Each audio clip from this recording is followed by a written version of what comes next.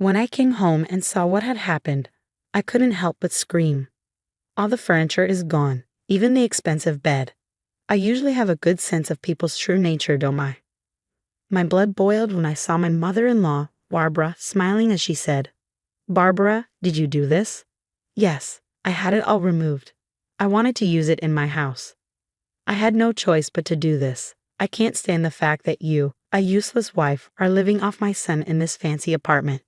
The only reason you live here is because of my son, so don't even think about disobeying me. I'm his mother. If you annoy me too much, I'll make him divorce you. Remember that." Hearing this, I turned to Barbara, who was smirking at me.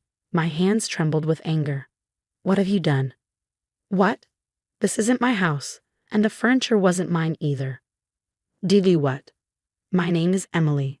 I met my husband Daniel in a college tennis club. He always liked living in style, more than anyone else around us. Even when we were dating, he would surprise me with gifts, things I had casually mentioned wanting, even when it wasn't my birthday. "I just wanted to see you happy, Emily. That's why I got it for you," he would say with a smile. Seeing him like that made me love him even more. After we graduated, we got married.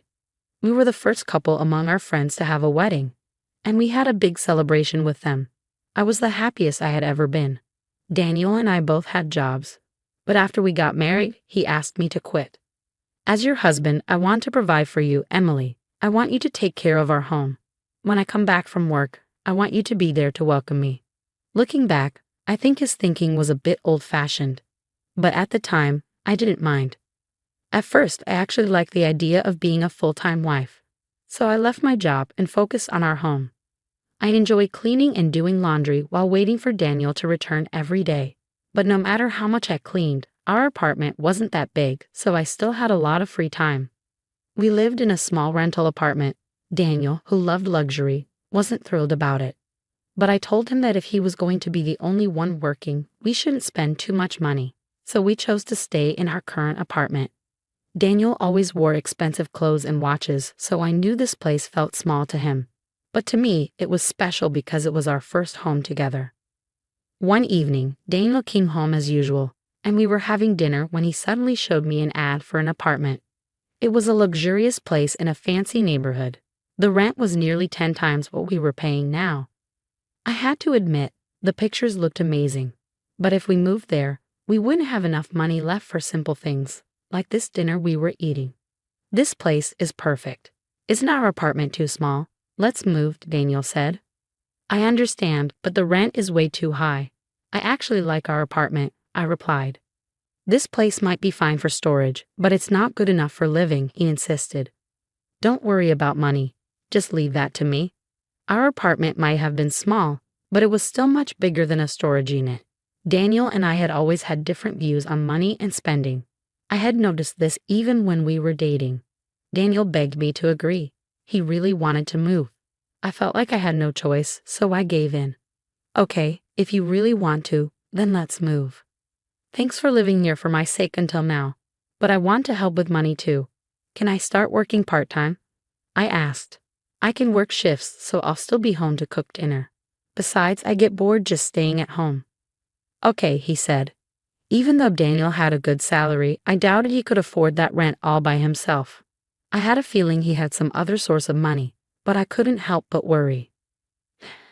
Daniel immediately called the real estate agency and signed the contract right there in the middle of dinner. We ended the lease on our old apartment and moved into the new one at the end of the month. We brought everything from our previous place, yet there were still empty rooms. At first, I was nervous about the high rent, but I couldn't deny how spacious and comfortable the new apartment was. I felt excited about our future. A little later, my mother-in-law, Barbara, who lived far away, came to visit. I didn't like Barbara very much. Ever since our engagement, she had been cold toward me. Maybe she felt like I was taking her only son away from her. The day she visited, Barbara, who always nitpicked over small things, looked at me like I was her enemy. "You just moved into this fancy apartment, but your cleaning is awful. It's a mess. I know you've only lived in small places before, but I feel sorry for my son having to live like this," she said. "You're his wife, but you can't even keep a tidy home." Like a mother-in-law from a TV drama, she ran her fingers over the window frames, checking for dust, and peeked into the kitchen as if she owned the place. "Oh, by the way, I heard you started working part-time." Daniel must have told her. "I heard you're working long hours for just a few $100s. What's the point? It's a waste of time. I don't understand you at all. Why don't you go to a beauty salon and take care of yourself for your husband? You're so strange." Oh, so this was where Daniel got his spending habits, his parents. Of course, if I had extra money, I wouldn't mind going to a beauty salon or buying new clothes. But I didn't want to rely on Daniel's salary forever. I wanted to spend my own money on my own wants. I just smiled at Barbara's words since we clearly didn't see things the same way. When I told Daniel about it, he just laughed and brushed it off. He didn't take my side. Little by little, my frustration grew. Barbara started visiting all the time, constantly bragging about how much wealthier she was than us. At first, I found it amusing, especially since she never visited when we lived in our old apartment. But now that we had moved somewhere nicer, she suddenly came over all the time. When I told Barbara she had been visiting too often, her face turned red, and she snapped, "I'm Daniel's mother, and this is Daniel's apartment. There's nothing wrong with me being here. What's strange is that a poor girl like you is living here. I saw your neighbor earlier, and she was such a classy, elegant woman. Unlike you, of course. It was embarrassing. I felt so ashamed that someone like you was my son's wife. I wish he had married someone like her instead." Barbara kept lecturing me all evening. She only stopped when Daniel came home. "I'm sorry, Daniel. I didn't have time to make dinner. Can you order something? I need to step outside for a bit." "What? No dinner? What have you been doing all day?" Daniel asked, frowning. "Mom came over because she was worried about you, Emily. You should be taking care of her. I'm staying out tonight." There was a cheap hotel nearby, and I considered staying there. Daniel saw how exhausted I looked, but he didn't care. Barbara had spent the entire day taking out her frustration on me, and I had nowhere to escape. Daniel didn't even acknowledge me. He just started chatting with Barbara about what food to order. That was when I ran out of the house. The next day, around noon, I returned home. I noticed that Daniel and Barbara's shoes were gone, meaning Barbara had finally left. I had braced myself for more of her insults, so I felt a bit relieved. But when I stepped into the bedroom, I couldn't believe my eyes. The bed was gone. At first, I thought a thief had stolen it, but nothing else was missing. No one would steal just one thing, no matter how expensive it was. I called Barbara to ask about the bed. She answered the phone casually. "Of that? I took it home with me." "What? That bed wasn't yours to take." "Relax. That bed was way too fancy for someone like you. I did you a favor by taking it. It was still in great condition, too. Anyway, I'll give you an old mattress I have. It's a little torn, but it suits you better." I could hear the smugness in her voice, and that was the last straw. I took a deep breath, forced a smile, and replied, "Oh, I don't need it. You can throw that trash away yourself. And by the way, you took something that wasn't yours without permission. You didn't even bother to apologize." Barbara gasped. "Excuse me? How dare you talk to me like that? You've always been so arrogant. No wonder people don't like you." "Say whatever you want," I said calmly, "but I'll be getting my bed back soon. As I've told you before, everything in that apartment belongs to Daniel. As long as he doesn't say no, I can do whatever I want with it." "That bed isn't ours, Barbara." For the first time, she went quiet. "What do you mean?" she asked suspiciously. I decided to tell her everything since she clearly had no idea. "I'm divorcing Daniel." Barbara laughed. "Oh, so you finally realized your place. Actually, all of my furniture has already been moved to my new place. The bed you took doesn't belong to us. It was rented from a furniture company." "Rented? You mean that luxurious bed wasn't even yours? You're unbelievable. You squeezed every last penny from Daniel, didn't you?" "No, Barbara. That was Daniel's idea. He loves impressing people. He picked that bed himself." I decided to tell her the truth about Daniel, things she had no clue about. Daniel always seemed wealthy in college, but his money came from borrowing from classmates and friends. He wasn't rich, he just spent money like he was.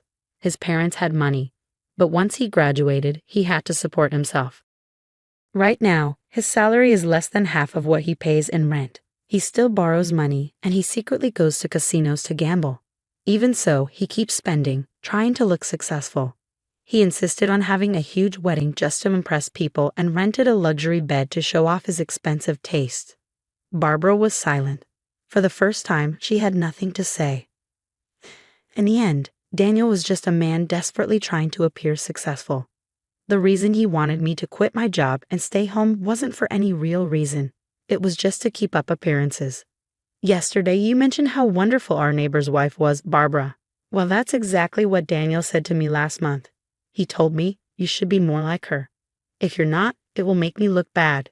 He said it with that smile, just like when he used to give me gifts. It was all about looking good to others. That's when I showed Daniel the divorce papers. I've finally reached my breaking point. You've done a lot for me, Barbara. Just be prepared for the cost of that bed. I'll contact the rental company, and they'll be reaching out to you soon. What?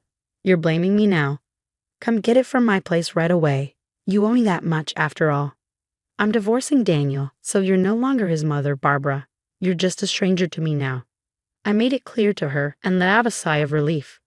Also, if you want to visit this apartment again, you'd better hurry. I've reported Daniel's debts to the real estate company, and he might get evicted soon. If he does, I hope he can at least find a room with a bathroom. Barbara dropped the phone, speechless. Without waiting for a response, I hung up and blocked her number. Good, that was the last of the cleanup before the divorce. I left Daniel's apartment that day, and later I heard that he had been kicked out. He kept pretending everything was fine and insisting he'd soon pay off his debts, but he was evicted almost immediately. The company found him another apartment at a much lower price, but it was half the size of our first place. His friends had cut ties with him, and his debt was all he had left. As for the bed, when Barbara took it without permission, it got damaged. In the end, they had to buy it, but it cost less than $10,000, a sum they couldn't afford. Even Barbara, who had always favored her son, had grown distant from him since then. Now I could have a friendly chat with Barbara if I wanted to, but I never wanted to hear her voice again. Daniel would likely spend the rest of his life alone in a tiny apartment, abandoned by everyone. As for me, I was alone in a small apartment I had moved into, gently stroking the little cactus by the window. I didn't have much money since I only worked part-time, but I was planning to work more and save up. I didn't have to impress anyone anymore, and that was freeing. It didn't matter that my new place was small and simple. It was mine, and I could finally live for myself. I was glad I took the steps I did, despite all that happened. I decided to order some delivery for myself, a small luxury, but it felt like the kind of thing that brought real happiness. With a smile, I began browsing the menu, excited to treat myself.